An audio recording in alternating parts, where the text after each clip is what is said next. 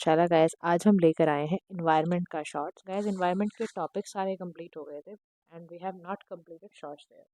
आज शॉर्ट्स का वाला पार्ट भी क्योंकि इम्पोर्टेंट है तो वो कराया जा रहा है। एक कल्चर का पार्ट रहता है, देन हमारी दिसंबर मंथ की मैगजीन जो 2023 की है वो कंप्लीट हो जाएगी।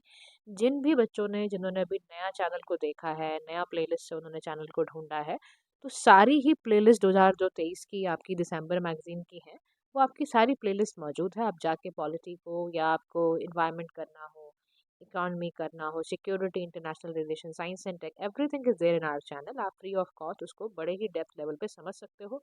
बहुत ही आसान हो जाएगा आपकी जर्नी यूपीएससी की। तो यही देखो, यही एक एम है, विजन है हमारा भी कि आपके लिए यूपीएससी की प्रिपरेशन अच्छी हो जाए और आसान हो जाए। ठीक है, आज हम ना जो टॉपिक कवर करेंगे शॉर्ट्स में, कई सारे शॉर्ट्स हैं, इंपॉर्टेंट चीज़ें उठा के मैं आपको बताती हूँ कि आपके लिए इम्पोर्टेंट क्या है। देखो, सबसे पहली बात आ रही है कि इंडिया का ना यहाँ पर बात कर रहा है कि मिडैन विंटर आर्कटिक एक्सपीडिशन हुआ। अब इसके बारे में सुन लो, ये है क्या। मिनिस्ट्री ऑफ अर्थ साइंसेज ने लॉन्च किया था इंडिया का पहला winter scientific expedition to Arctic. ठीक है, अच्छा, इंडियन साइंटिफिक एक्सपीडिशन क्या है? अर्थ पोल पर आर्कटिक एंड अंटार्कटिक को ये चेक करता है। और यहाँ पर बेसिकली पेसर स्कीम के तहत ये चलाया जा रहा है। What do you mean by pacer scheme? Polar science and cryosphere research scheme. इसमें क्या हो रहा है, इसको लेकर कौन आया है? इसको national centre for polar and ocean research वाला लेकर आया है। ये किस मिनिस्ट्री के अंडर काम कर रहा है? अर्थ साइंस के मिनिस्ट्री के अंडर काम कर रहा है। 2008 से ही इंडिया इस पे काम कर रहा है, आर्कटिक वाले मिशन पे। इसका नाम भी रखा है हमने रिसर्च बेस का, हिमाद्री। और नॉर्वे में है ये, स्वालबार्ड वाले रीजन में। हिमाद्री जो है, साइंटिस्ट को जाते हैं विन होम है ना, अप्रैल से लेके अक्टूबर तक के ड्यूरिंग समर के पीरियड में इसको जाते हैं। अब समझो बात, हम इतनी देर से कह रहे हैं कि विंटर एक्सपीडिशन क्या होता है, नवंबर से मार्च के महीने में होता है। क्यों होता है ये? क्या जरूरत पड़ी है आर्कटिक में विंटर एक्सपीडिशन करने की? एक समर एक्सपीडिशन है, एक विंटर है। विंटर एक्सपीडिशन करने की ये ज़रूरत है ताकि रिसर्चर्स को ये पता चले, साइंटिफिक ऑब्जर्वेशन का पता चले कि पोलर नाइट्स में यूनिक साइंटिफिक ऑब्जर्वेशंस के बारे में पता चले। पोलर नाइट्स का मतलब क्या है? जहाँ कोई भी सनलाइट नहीं होती और नियरली 24 घंटे और सब जीरो टेम्परेचर वहाँ पर रहता है। यहाँ पर क्या होगा, एक्सपेंड होता है। हम ना देखो, ये हम इसीलिए कर रहे हैं ताकि हम ना आर्कटिक वाले रीजन को समझ पाएं, वो कितना एक्सपेंड हो रहा है, क्लाइमेट चेंज का उसके के ऊपर क्या प्रभाव है, क्लाइमेट चेंज के प्रभाव के कारण वहाँ का इकोसिस्टम कैसा है। तो स्पेस वेदर जो होता है, किस तरह वो वेदर और क्लाइमेट को अफेक्ट कर रहा है, आप जानते हो इससे मानसून भी इफेक्ट होता है आपकी कंट्री का। तो makes India among select nation जो कि आर्कटिक पे वाकई एक ऑपरेशन चला रहे हैं। तो प्रायोरिटी रिसर्च एरिया इसमें यही रहता है, एटमॉस्फेयर, एनवायरमेंटल केमिस्ट्री, ये सारी चीज़ें। अब जब जब भी एक्सपीडिशन की बात आती है तो कुछ चैलेंज आते हैं। देखो, अनलाइक अंटार्कटिका जिस governed by Antarctic treaty, Arctic region में कोई belongs to various national jurisdiction में काम करता है। यहाँ पे बहुत ही लिमिटेड एक्सेस है। सेवरल मंथ आर्कटिक रीजन में डार्कनेस रहती है, क्लाइमेट इतना हार्श है कि बहुत सोच समझ के जाना पड़ता है। तो इसीलिए इंडिया ने कई सारे इसके रिस्पेक्ट में बहुत सारे आपके एस्पेक्ट पे आर्कटिक रीजन को एक्सप्लोर करने का लिया। तो पहला हमने एक 2022 में Indian Arctic building partnership sustainable development, 2014 में भी हमने किया था। ऑब्जर्वर स्टेटस इंडिया को आर्कटिक काउंसिल में मिला 2013 में। इंडिया स्वालबार्ड ट्रीटी 1920 में जो कि आई थी, उसका भी सिग्नेटरी पार्ट रखता है। ठीक है, तो याद रखो, कुछ कुछ फैक्ट वाला डेटा है, हमें उसको भी बिल्कुल नहीं भूलना। क्योंकि देखो यार, वो एक ही स्टेटमेंट आएगी प्रीलिम्स में, वहीं पे आपका डिसाइड हो जाएगा आप इन हो या आउट हो। इसीलिए ना, जब मैं पढ़ा रही हूँ, आप पूरा ध्यान, सारी तरफ का ध्यान हटा के सारा ध्यान केंद्रित कर दिया करो कि मैम क्या बोल रही हैं।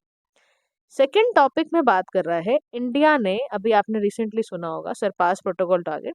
ये ना ऑलरेडी, ये वाला जो टॉपिक है ना गाइस, ये ऑलरेडी मैंने आपको करा दिया है, आप शॉर्ट्स वाले वीडियो में चेक कर सकते हैं। ठीक है, तो नेक्स्ट टॉपिक पे हम चलते हैं, हम जिसपे हम बात करेंगे KMGW वेब कंप्लीट्स 1 ईयर की। कुनमिंग जो मुंड्रल प्रोटोकॉल वाला है, इसने अभी क्या करा है, 1 साल कंप्लीट कर लिया है। Kunming Montreal global biodiversity framework, ये कन्वेंशन ऑफ बायोलॉजिकल डाइवर्सिटी के कारण आया, CBD 15th इसकी कॉन्फ्रेंस ऑफ पार्टीज के तहत हुई है। अच्छा, इसने अचीव बायोडाइवर्सिटी टारगेट को रिप्लेस कर दिया है, नॉन बाइंडिंग है लीगली, और ये भी हमें ध्यान में रखने की ज़रूरत है। अच्छा, इसकी की हाइलाइट्स के बारे में बात करें तो इसके 4 तरह के गोल्स हैं। ह्यूमन इंड्यूस्ड स्पेस स्पीशीज इंस्टिक्शन, इसमें एक्सटिंक्शन का भी एक काम आ गया, सस्टेनेबल यूज बायोडाइवर्सिटी का। ठीक है, और closing the biodiversity finance gap $700 वाला, वो भी। इसने टारगेट सेट करे हैं 2030 के लिए 30-30। मैंने आपको बताया भी था कि 30%, याद है ना 23 ग्लोबल टारगेट में मैंने आपको बताया था 30/30 का टारगेट भी है, बाय 2030 कंप्लीट करना है। तो यानी कि 30% हमें लैंड सी कंजर्वेशन करना है, साथ ही साथ एक तरफ हमें 30% जो डिग्रेडेड सिस्टम है उसको रिस्टोर करना है। अब यहाँ पर एक फंड होता है जिसको ग्लोबल बायोडाइवर्सिटी फ्रेमवर्क फंड कहते हैं। तो ये भी याद रखो, ये कब आया? ये आया आपके रियो अर्थ समिट जब 1992 में हो रही थी, 1992 में आया था। ठीक है, इसी सब चीजें करें।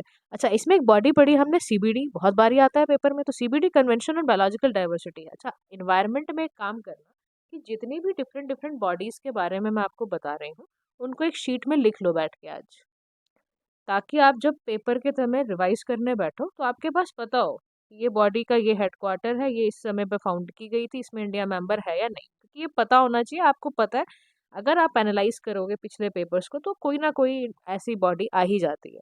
सीबीडी में क्या होता है, इसका हेडक्वार्टर्स आपका सेक्रेटेरिएट मॉन्ट्रियल कनाडा में है। 1992 में अर्थ समिट के थ्रू ये आई थी, इंडिया भी इसका पार्ट है। इसका काम होता है कंजर्व करना, सस्टेनेबल यूज करना बायोलॉजिकल डाइवर्सिटी का। इसके तहत ही वेरियस प्रोटोकॉल आए, नगोया कार्टाजिना प्रोटोकॉल्स। ठीक है। अच्छा, इसके बाद आता है आपका next topic, updated red list by IUCN. IUCN ने क्या करा है, अपडेट करी है रेड लिस्ट को। कैसे करें?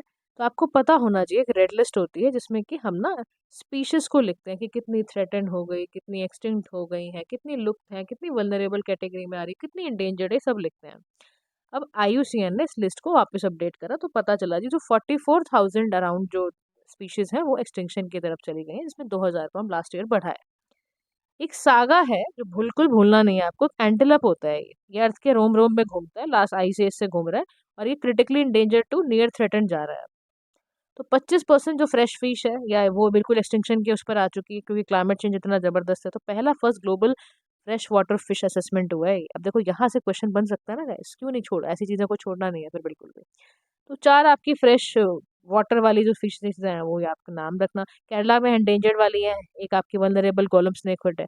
तो ये थोड़े नाम इनके याद जरूर रख लेना। आईयूसीएन आया है तो मैंने आपको देखो फिर एक और बॉडी आ गई, सीबीडी आई ना, नेक्स्ट बॉडी का नाम लिखो आईयूसीएन। जहां भी नोट्स बना रहे हो लिखो ये सारी चीजें। International union for conservation of nature, Switzerland gland में इसका हेडक्वार्टर है, 1948 में आई। ऑर्गन नहीं है यूनाइटेड नेशंस का, ये ध्यान रखना, आप गलती से कहीं लिखा हो। तो ये मेंबरशिप है इसकी यूनियन लेवल पर भी, है ना, काम करती है। इसका फंक्शन है कि भाई ह्यूमन प्रोग्रेस, इकोनॉमिक डेवलपमेंट, ये सारी चीज़ें करना। अब यहाँ पर एक बात है कि रेड लिस्ट क्या होती है ना, पता होनी चाहिए हमें। तो रेड लिस्ट एक क्रिटिकल इंडिकेटर है हेल्थ का, वर्ल्ड की बायोडाइवर्सिटी का। इसमें इंफॉर्मेशन मिलती है, range, population size, habitat, ecology, threat, ये सब के बारे में पता चलता रहता है हमें। ठीक है। तो इसमें कैटेगरीज हैं एक्सटिंक्ट की, क्रिटिकली इंडेंजर्ड की, ये सारी। अच्छा, किन किन कैटेगरी से हमें पता चलता है कि जो ये रिस्क स्पीशीज का कैसे कैसे कैटेगराइज होता है? तो वो पॉपुलेशन साइज जब रिडक्शन में आ जाता है ना, तो आईयूसीएन की आंखें खुलती हैं, फटाफट लिख लेते हैं ये वाली रिड्यूस हो रही है पॉपुलेशन साइज, या ये इस जोग्राफिकल रीजन में आई नहीं रही है, रिस्ट्रिक्शन क्यों हो रही है, कोई दिक्कत हो रही है, वो वाली स्पीशी आई नहीं इस मंथ, रिस्ट्रिक्शन वाली बात। फिर ये कोई स्मॉल पॉपुलेशन डिक्लाइन होती जा रही है, तो वो वहां पर भी आयुष्मान एकदम उसमें आ जाता है मोड में कि भाई अरे क्या हो रहा है, very small restricted area, extinct risk में आ गई, क्वांटिटेटिव एनालिसिस करके पता चला।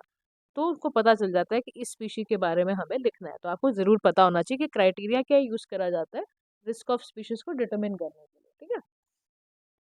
आगे कह रहा है नेक्स्ट टॉपिक में, report on conservation of migratory species. इसने रिव्यू करा पूरा का पूरा, सीएमएस के तहत इसने रिव्यू करा कंजर्वेशन ऑफ माइग्रेटरी स्पीशीज को।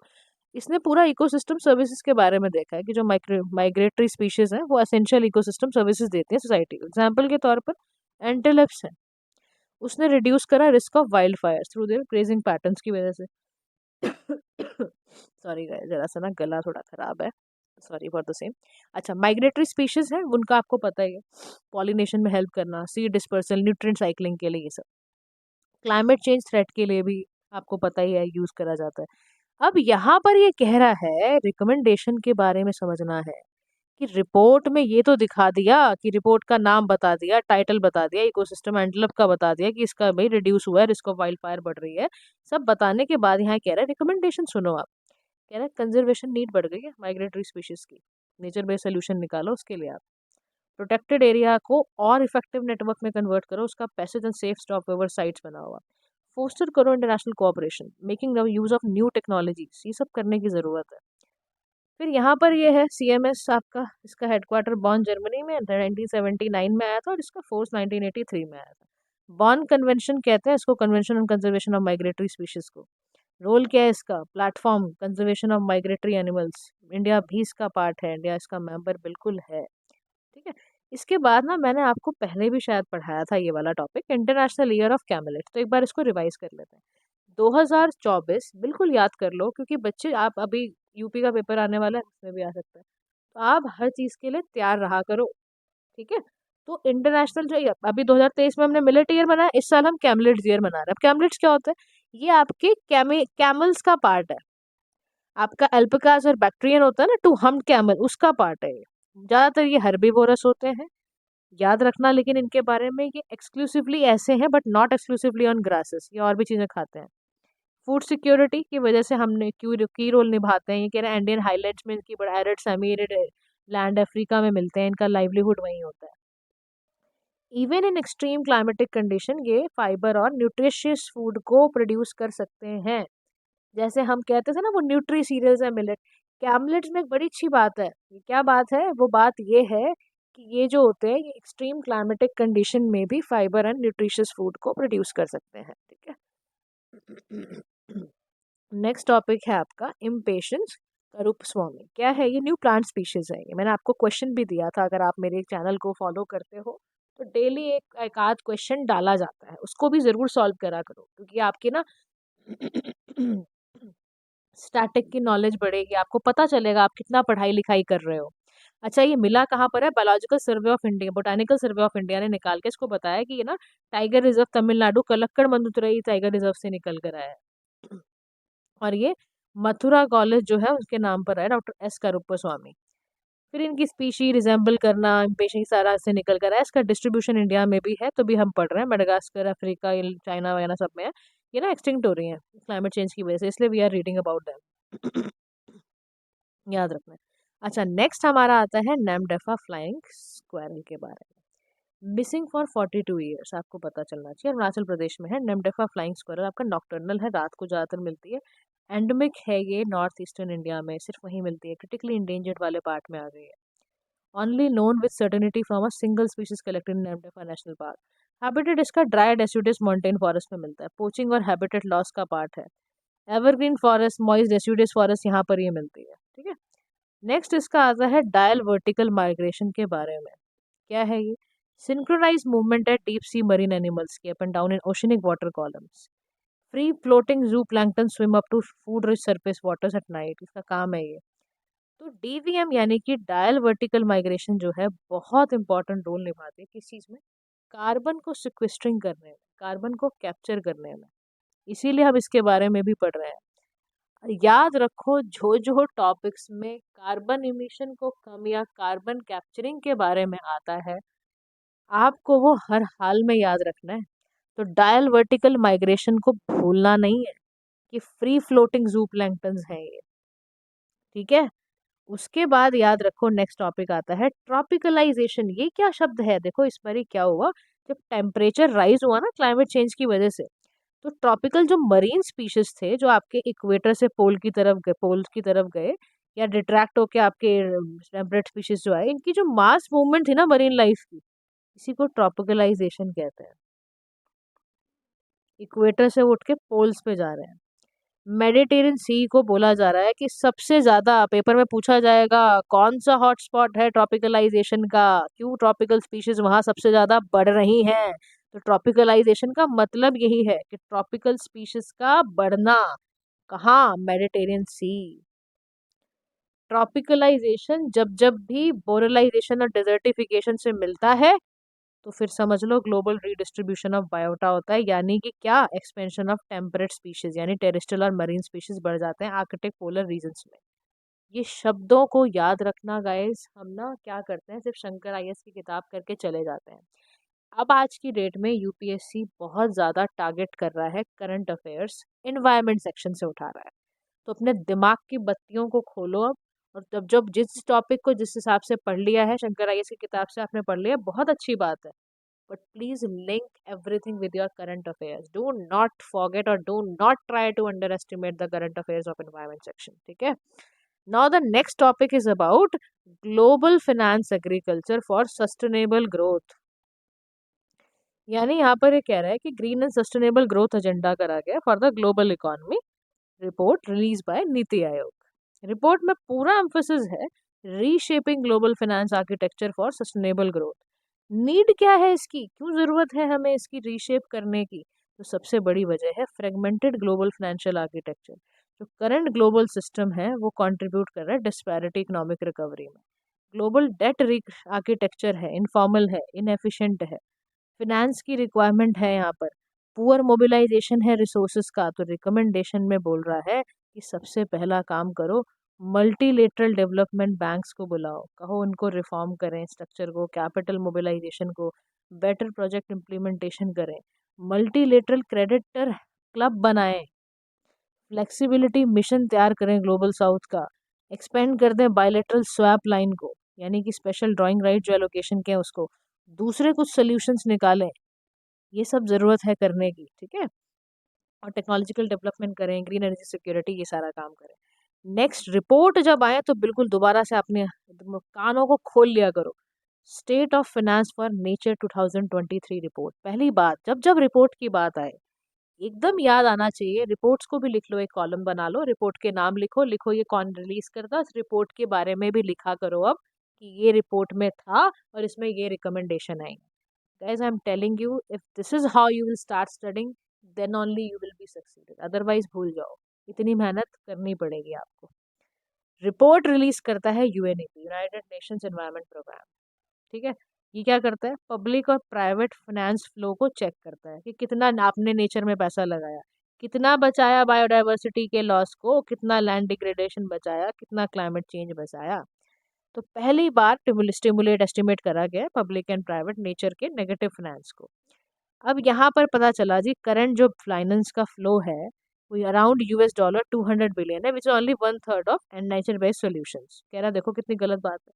2030 तक आप कह रहे हो जी हम पहुंचेंगे एसडीजी पर, कर क्या रहे हो अभी आप? तो नेचर का नेगेटिव फाइनेंशियल फ्लो का मतलब ही यही है कि आप ज्यादातर पैसा नेगेटिव इफेक्ट मिले। अब आप इतना फॉसिल फ्यूल पे सब्सिडी दिए जा रहे हो कि आप नेचर को गंद बना रहे हो पूरा, मतलब you are impacting the nature negatively, ठीक है।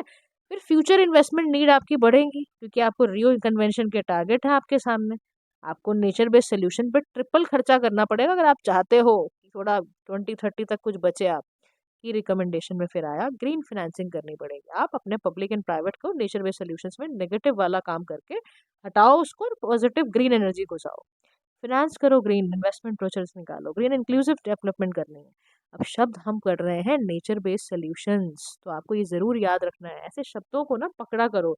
Even if you write your essays, आप उसमें भी कोट करो ऐसे शब्दों को। जब कुछ नया वर्ड पढ़ो ना, हैबिट बनाओ, लिखो उसको, कॉलम्स बनाओ बैठ के चीज़ों के। तो नेचर बेस्ड सोल्यूशंस क्या होता है, ऐसे एक्शन जो प्रोटेक्ट करें, सस्टेनेबिलिटी मैनेज करें, रिस्टोर करें नेचुरल एंड मॉडिफाइड इकोसिस्टम को, जो एड्रेस करें सोसाइटल चैलेंजेस को, बेनिफिट करें लोगों और नेचर दोनों को। तो यहाँ पर कह रहा है नेचर बेस्ड सोल्यूशंस में रिफॉरेस्टेशन कर दो और अफॉरेस्टेशन कर दो, ठीक है। रिफॉर मतलब जहाँ से उखाड़ के फेंका है आपने वहाँ पे रिफॉरेस्टेशन करो, दोबारा से पेड़ लगाओ, पेड़ काटा है ना दोबारा लगाओ। अफॉरेस्टेशन जहाँ पेड़ नहीं है, जो डिग्रेडेड है, वहाँ पे पौधे लगाओ, लगाओ पेड़। फिर वेटलैंड रिस्टोरेशन, बर्थडे आता है ना आपका, बर्थडे से पेड़ लगाया करो। फिर इनैक्ट पार्टनरशिप, तो 6 ऐसे नई कंट्रीज है यूएनईपी का जिसने इनैक्ट को ज्वाइन किया, यानी कि enhancing nature based solution for an accelerated climate transformation, ठीक है। लॉन्च बाय जर्मनी, इजिप्ट ने कराई along with IUCN eight COP27 शर्म एल शेख में हुआ, कोऑर्डिनेटेड एफर्ट थे। Next topic is about global climate. 2011 से 2020 की रिपोर्ट है, WMO रिलीज करता है, वर्ल्ड मेट्रोलॉजिकल ऑर्गेनाइजेशन। 2011 से 2020 का जो डिकेड था उसको सबसे ज़्यादा गर्म वाला माना जाता है, बहुत ही वार्मेस्ट डिकेड है। लैंड एंड ओशन बहुत ही ज़्यादा मतलब गरम गरम पाए गए हैं। नॉर्थ वेस्ट इंडिया में चलो पहले सबसे ज़्यादा वहाँ के देखते हैं, तो पाकिस्तान चाइना सदर्न जो कोस्ट है आपका अरेबियन पेनिनसुला का, वहाँ बहुत वेट डिकेड था, मतलब गीला गीला। मरीन हीट वेव्स क्या होती है, 60% जब सरफेस ऑफ ओशन गर्म मिले आपको, सरफेस टेम्परेचर उसका इतना हो जाए 3 से 4 डिग्री बढ़ जाए, समझ जाओ फिर आप, और 5 दिन तक ऐसा रहे तो समझ लाओ आप मरीन हीट वेव चल रही है। ग्लेशियर बताओ इतने थिन होते जा रहे हैं, हर साल 1 मीटर 1 मीटर कम होता जा रहा है, कम होता जा रहा है। तो कह रहा है ह्यूमन इम्पैक्ट भी पड़ता है, कह रहा है बिल्कुल पड़ेगा। कह रहा डिजास्टर आएगा ना फिर तो आपको फूड की दिक्कत होने वाली है, आपको हर जगह की एक्सेसिबिलिटी खराब होगी, और एसडीजी गोल आपका 2, तो फिर आप समझो क्या होगा। No poverty zero hunger, zero hunger की बात कर रहे हो, जीरो हंगर आप कर ही नहीं पाओगे, क्योंकि आपके पास इतना जबरदस्त चैलेंज आने वाला है एनवायरनमेंट का। इसीलिए देखो these days government are also doing the same. G20 summit देखी हो आपने, या जितनी भी समिट्स हो रही हैं आजकल, क्लाइमेट और एनवायरनमेंट के प्रति बहुत ज़्यादा जागरूक करा जा रहा है। उसका वजह है गाइस, ये देखो ना, रिकॉर्ड देखो आप, रोना आ जाएगा आपको रिकॉर्ड्स देख देख के। फिर की रिकमेंडेशन में कह रहा है साइंस बेस्ड पोल्यूशन, आपके सोसाइटी ऐसी बनाओ जिसमें इंटरेक्शन हो आपस के अंदर, डिसीजन मेकर्स ऐसे हो जो ना जस्ट ट्रांजिशन पे चले। तो WMO जो है एक स्पेशलाइज ऑर्गेनाइजेशन है नेशंस की, 1950 में लॉन्च हुई आई, और उसके बाद यहाँ पर फ्रेमवर्क फॉर एक्शंस की बात की जा रही है, इनविजिबल इंडिविजिबल बट डाइवर्स। उसके बाद context sensitivity, justice leave no one behind, global solidarity, transformative, ये सब करना है।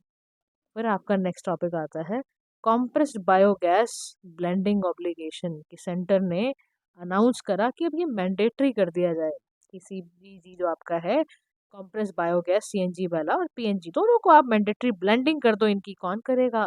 Ministry of petroleum and natural gas, उसने इंट्रोड्यूस करा है।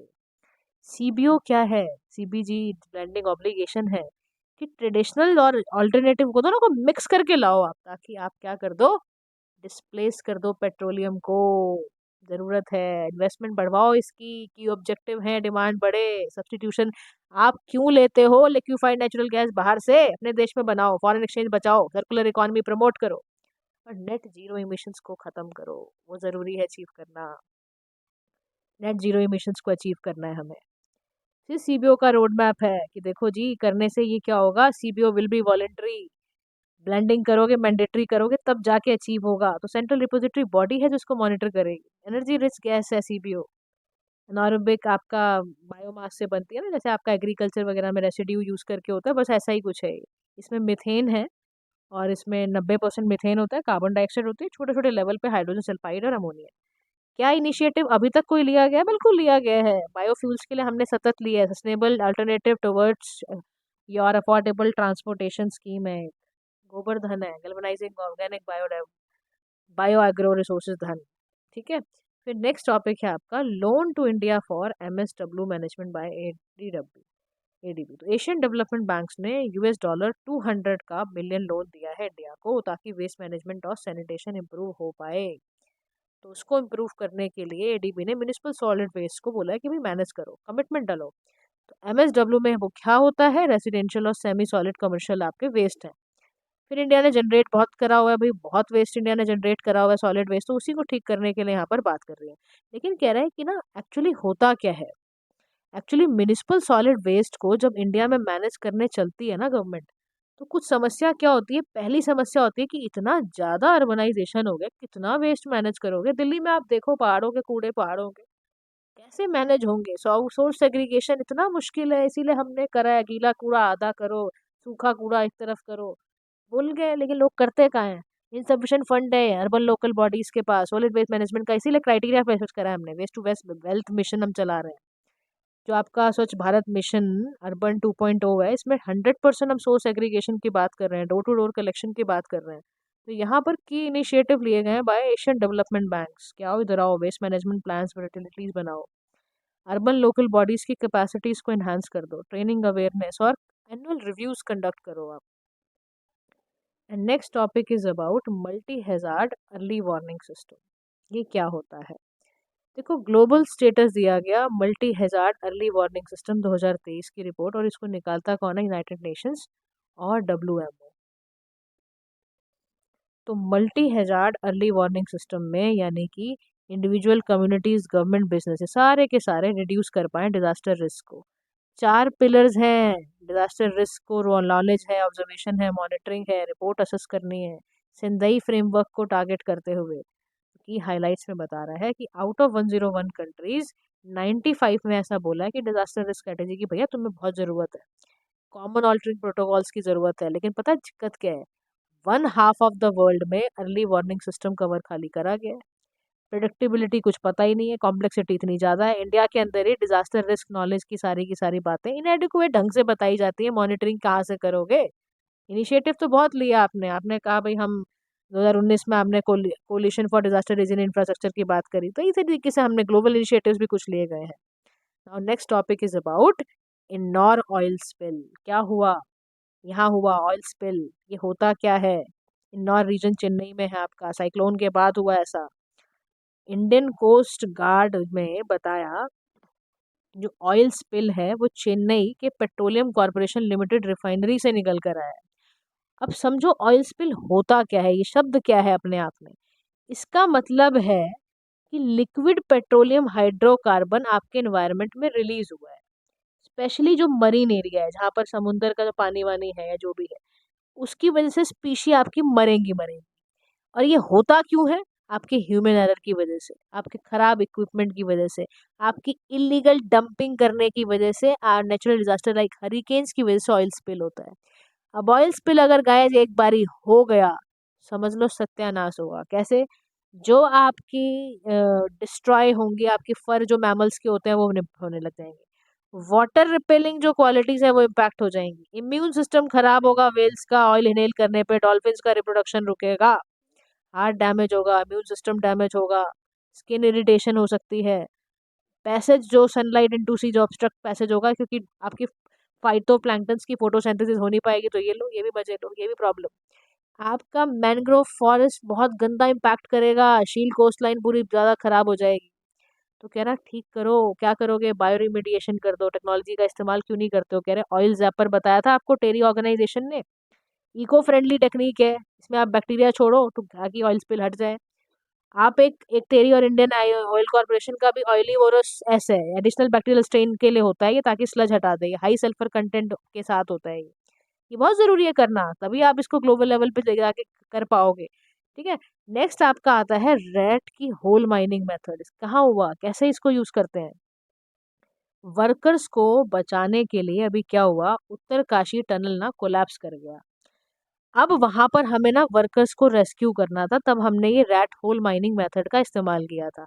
इस मेथड के चलते क्या होता है, आप ना हॉरिजॉन्टली ड्रिल करते हो remaining 10 to 12 metre stretch of debris collapse section को चेक करते हुए, चार धाम रूट उत्तराखंड में। रैट होल में क्या होता है, आप ना नैरो पिट डक्स को डिग करते हो ग्राउंड में, ठीक है, और उसके बाद कोल को एक्सट्रैक्ट करके निकालते हो इसमें। ये ज्यादातर मेघालय में होता है, और ये काम वहां पर क्यों होता है, जो कोयला होता है ना उसको थिन करने में काम आता है इसका। रोप्स में, बैम्बो लेडर्स में, कोल सीम में पहुंचने के लिए बड़ा मतलब उपयोगी काइंड ऑफ है। अच्छा, रैट होल माइनिंग बड़े सारे इशू पैदा करती है, जैसे कि देखो सॉइल इरोड करती है ये, ठीक है, वेजिटेशन हटा देगी ये, वाटर पोल्यूटेंट का काम, वेंटिलेशन खराब करती है, बच्चे अगर इन्वॉल्व हुए तो वो और दिक्कत में। तो हालांकि क्या हुआ, एनजीटी ने 2014 में रैट होल माइनिंग पे बैन लगाया था कि भैया इस तरह की जो प्रैक्टिस है वर्कर के लिए भी अनसेफ है और अनसाइंटिफिक है। सुप्रीम कोर्ट ने 2019 में बोला भैया एनजीटी बैन जब कर रखा है तो तुम क्यों यूज करे जा रहे हो? तो समझ रहे हो ना रैट होल माइनिंग में हो क्या रहा है। मतलब आप इतना ज्यादा डग कर रहे हो ग्राउंड को कि भाई आप इतना डग कर रहे हो कि वहां से कोयले को एक्सट्रैक्ट करने के चक्कर में कर रहे हो, और उससे नुकसान बड़ा हो रहा है। Now the next topic is about Mullaperiyar dam. Supreme court ने सर्वे ऑफ इंडिया को बोला कि भाई केरला का मेगा पार्किंग जो प्रोजेक्ट है नियर मुल्ला पेरियार डैम, उसको जरा असेस करके बताओ उसके हाल चाल क्या है। तो सर्वे ऑफ इंडिया ने उसको डिटरमिन करा कि जो मेगा पार्किंग प्रोजेक्ट है उसको चेक करा जाए। मुल्ला पेरियार डैम आपका ड्यूरिंग 1987 से 1895 में ओन किया जाता था। लोकेटेड है आपका अपर रीचेज ऑफ पेरियार रिवर पर, रिजर्वायर है यहाँ पेरियार टाइगर रिजर्व का। अब इसमें डिस्प्यूट क्या चल रहा है कि जो डैम कंस्ट्रक्ट हुआ है ना पेरियार लेक पे, उसमें पे ना एक लीज एग्रीमेंट चल रहा है 999 ईयर्स से।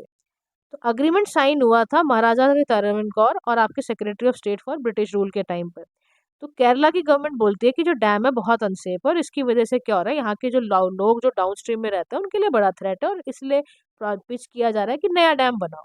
तमिलनाडु गवर्नमेंट कहती है हम तो नहीं करेंगे जी, हमें तो डैम की जरूरत है, हम तो फुल कैपेसिटी में यूज करते हैं, स्ट्रक्चरल हम तो स्ट्रेंथन करेंगे। तो फिर ये कह रहा है कि डैम और डैम सेफ्टी की जरूरत क्यों होती है? देखो डैम बहुत जरूरी रोल प्ले कर रहा है, आपकी वाटर सिक्योरिटी करता है, आपकी एनर्जी नीड्स को फुलफिल करता है, और इंडिया का थर्ड लार्जेस्ट डैम है ये। और बड़े समय से चल रहा है, क्योंकि सिस्मिकली अब क्योंकि वल्नरेबल है तो पैरामाउंट है कि भाई इसकी सेफ्टी का ध्यान रखा जाए। अगर अनसेफ होगा तो डाउनस्ट्रीम बेचारे जो लोग रह रहे हैं कैटास्ट्रॉफिक फ्लड में मारे नहीं जाएंगे, वो डिस्प्लेसमेंट के चक्कर में उनको फटाफट से उनको देना चाहिए कंपनसेशन। सर्वे ऑफ इंडिया की रिपोर्ट निकाली है, सर्वे ऑफ इंडिया को असेस करने को बोला था, है क्या ये? नेशनल सर्वे मैपिंग ऑर्गेनाइजेशन है, 1767 से चल रही है, ब्रिटिश टाइम से ही, and it comes under department of science and technology. तो guys this is all about your short वाला पोर्शन, ठीक है। तो अब हमारा एक कल्चर पार्ट रह गया है, that is we are going to do tomorrow, ठीक है। So thank you so much for listening. Do like, share and subscribe to PM Pathshala. Have a nice day to all.